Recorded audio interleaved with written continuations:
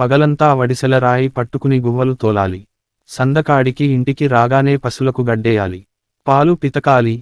పొద్దున్నుంచి చెమట చుక్కల్తో తడిబారిన శరీరాన్ని శుభ్రంగా కడుక్కుని గడపలోకి అడుగుపెట్టగానే, ఏమండి? అబ్బాయికి ఫీజు కట్టాలట, ఆన్లైన్ క్లాసులట, వాడికి సెల్ ఫోన్ కావాలని అడుగుతున్నాడు అంటూ భార్య బాధ్యత గుర్తు చేసింది. సరేలే కొనిద్దాం అంటూ ఒక్కడుగు ముందుకు వేశానో లేదో, ఏమండి?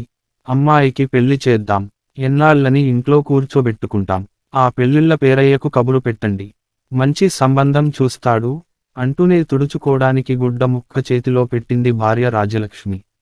అలాగే చేద్దాం అంటూనే వెళ్ళి కంచం ముందర కూర్చున్నాను. ఆ పాపన్న లేడు. మీరు అలా బయటికి వెళ్ళగానే వచ్చాడు. మొన్న బోరు వేయడానికి చేసిన అప్పు ఎప్పుడు తీరుస్తారని అడిగాడు అంది పప్పుకూర అన్నంలోకి వడ్డిస్తూ భార్య. నేనేమీ మాట్లాడలేదు. అన్నం తినేసి వసారాలోకి వచ్చేశాను.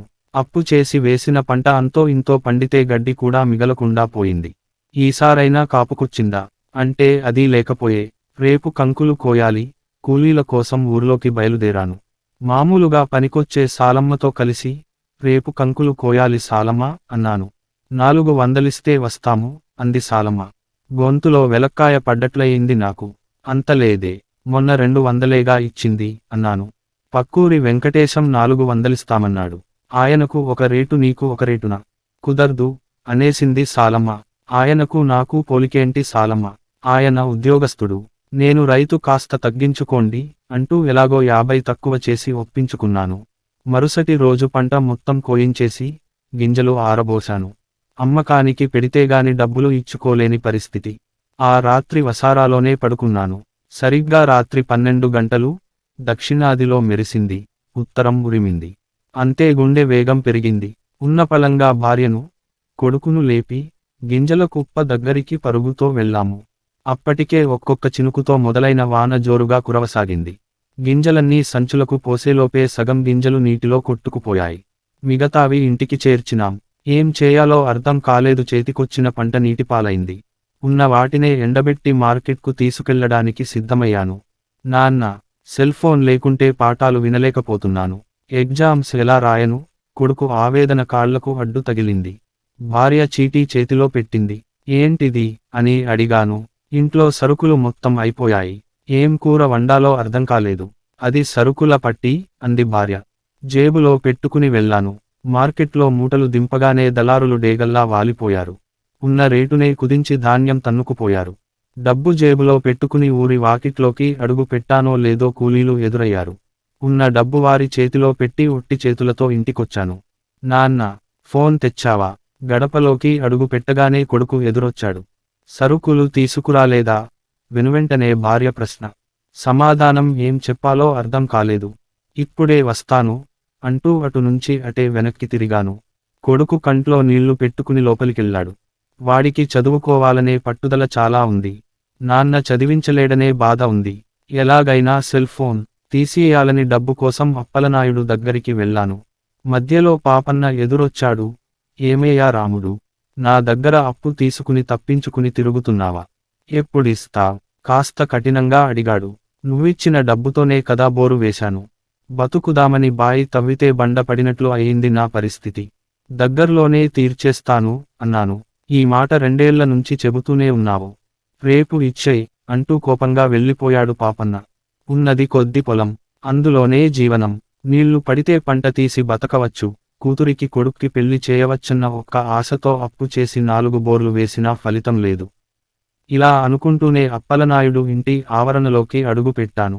నన్ను చూడగానే చుట్ట తాగుతున్న నాయుడు కుర్చీ నుంచి లేచి నిలబడ్డాడు. ఏమయ్యా రాముడు, బాగున్నావా అన్నాడు అప్పలనాయుడు. ఏం బాగులే నాయుడుగారు అంటూ వచ్చిన విషయానికి చెప్పాను. నాయుడు గట్టిగా నవ్వేశాడు. ఎందుకు నవ్వాడో అర్థం కాలేదు. ఇప్పుడు రైతుకు అప్పు ఎవరిస్తారు చెప్పు? ఆ కాలం పోయింది రాముడు. రైతుకు అప్పు ఇవ్వడం, మట్టిలో పూడ్చటం రెండూ ఒకటే. వ్యాపారస్తులకు రోజువారీ వడ్డీకి తప్ప ఇంకెవరికీ అప్పు ఇవ్వడం లేదు. ఇక వెళ్ళొచ్చు అంటూ లోపలికెళ్ళి మొహం మీదే తలుపు వేసేశాడు అప్పలనాయుడు. కళ్ళల్లో నీళ్లు తిరిగాయి నాకు. తుడుచుకొని వెనక్కి తిరిగాను. తిన్నగా బజారులోకి అడుగుపెట్టాను.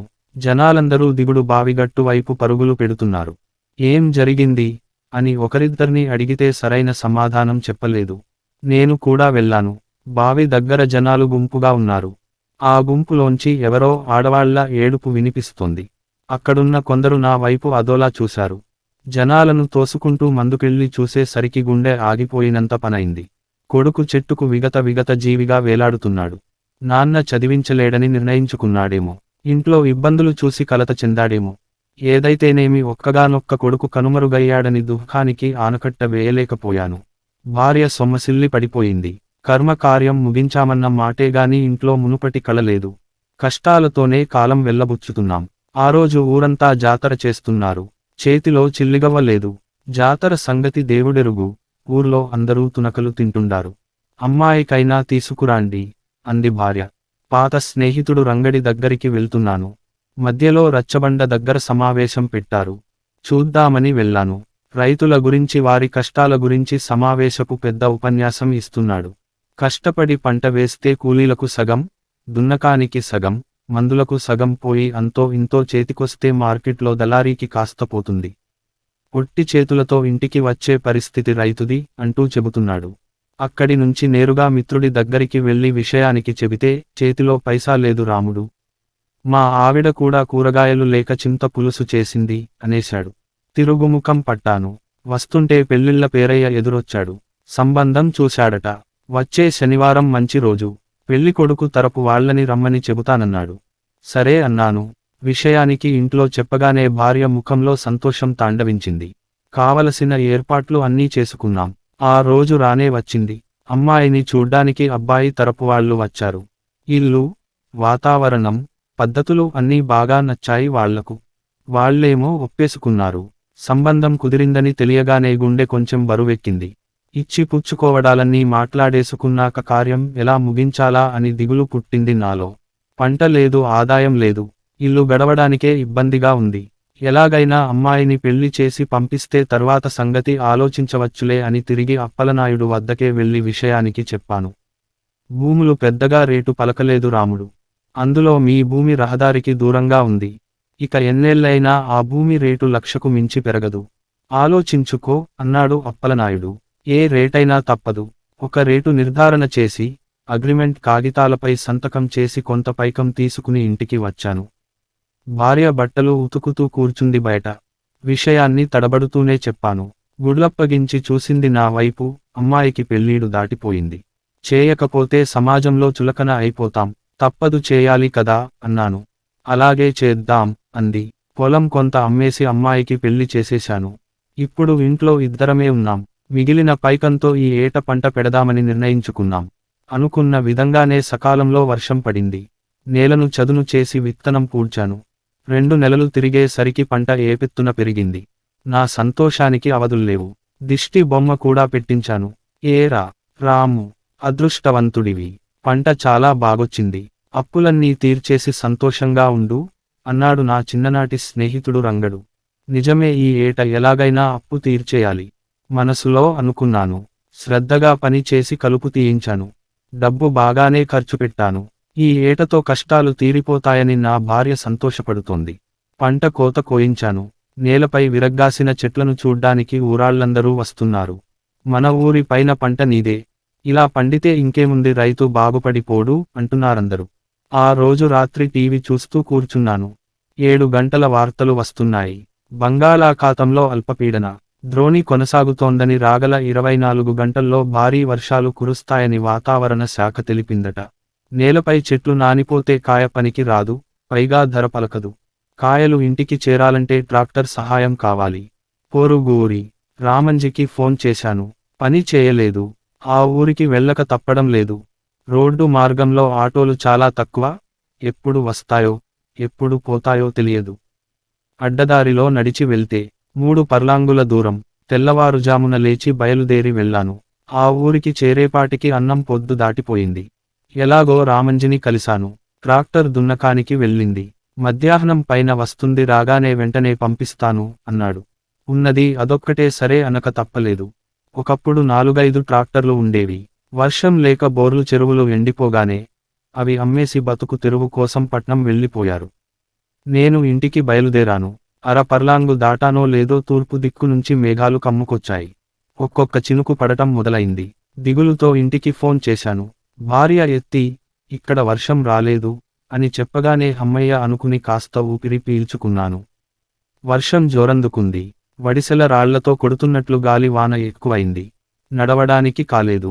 పక్కనే ఉన్న చెట్టు కింద తల దాచుకున్నాను. ఉరుములు మెరుపులతో బీభత్సం సృష్టిస్తోంది. కాసేపటి తర్వాత కాస్త తగ్గుముఖం పట్టగానే ఇంటికి బయలుదేరాను. అక్కడి పరిస్థితి ఎలా ఉందోనని భార్యకు ఫోన్ చేశాను. రింగ్ అయ్యింది. తీయలేదు. వేగంగా ఇంటికి చేరుకున్నాను. ఇంటికి తాళం వేసి ఉంది.